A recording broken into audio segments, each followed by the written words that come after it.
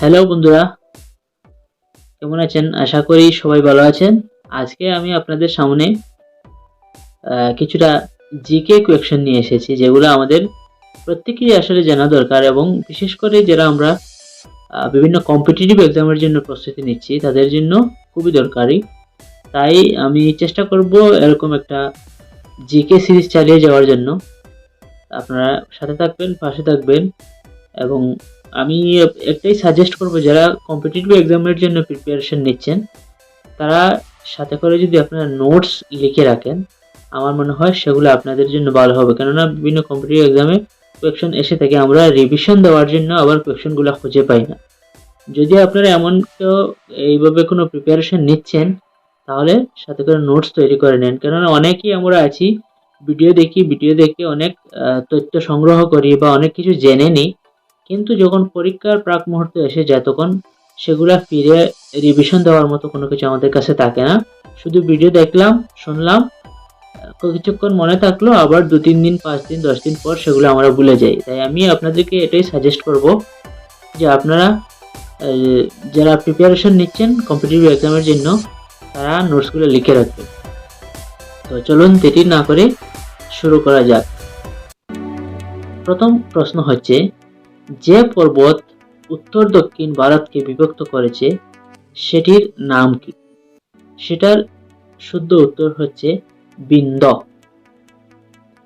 দ্বিতীয় প্রশ্ন হচ্ছে, ভারতের উত্তর সীমান্তে দণ্ডায়মান কোন পর্বতমালা? সেটা আমরা সবাই হয়তো জানি, শুদ্ধ উত্তর হচ্ছে হিমালয়। ভারতবর্ষ এশিয়া মহাদেশের কোন দিকে অবস্থিত? সেটার উত্তর হচ্ছে দক্ষিণ দিকে। এশিয়া মহাদেশের দক্ষিণ প্রান্তে বা দক্ষিণ দিকে ভারতবর্ষ অবস্থিত। কে ভারতবর্ষকে নৃতত্ত্বের জাদুঘর বলেছেন? সেটার শুদ্ধ উত্তর হবে Vincent Smith. Vincent Smith. Kalingaraj হরবেল ভারতকে তার লেখায় কি বলে উল্লেখ করেছে?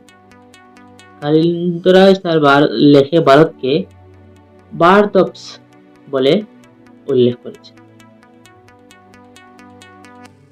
উত্তর দিক থেকে ভারত এশিয়ার বাকি দেশগুলি থেকে নিজেকে পৃথক করে রেখেছে, যার দ্বারা তা হলো ড্যাশ। আমরা দেশের উত্তরটি বসাতে হবে, তা হলো সেই আবার একই উত্তর হিমালয়।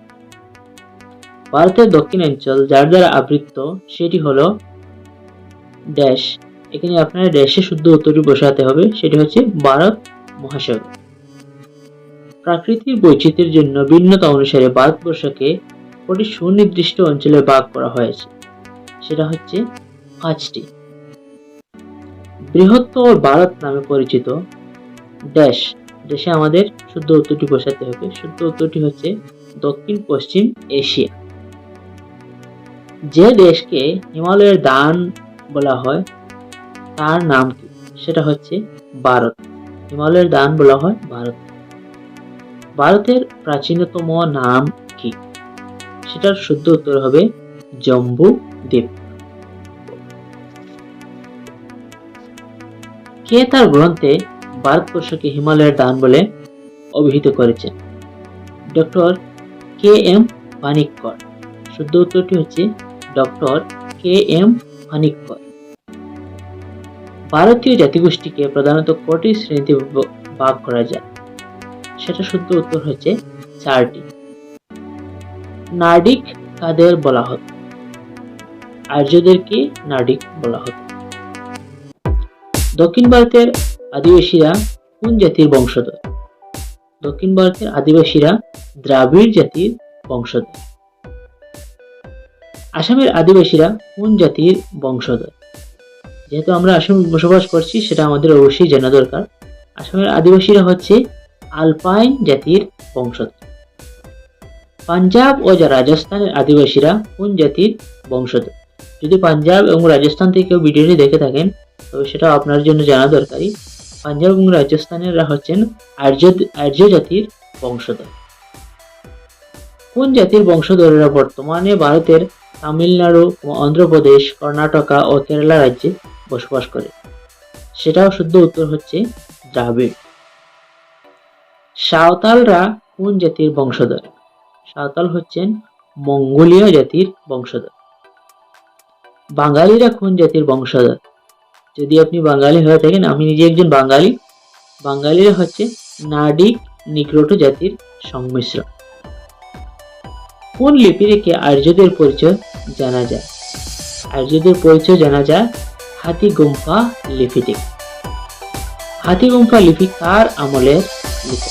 হাতিগুম্ফা লিপিটা হচ্ছে কালিঙ্গরাজ খারবেলের।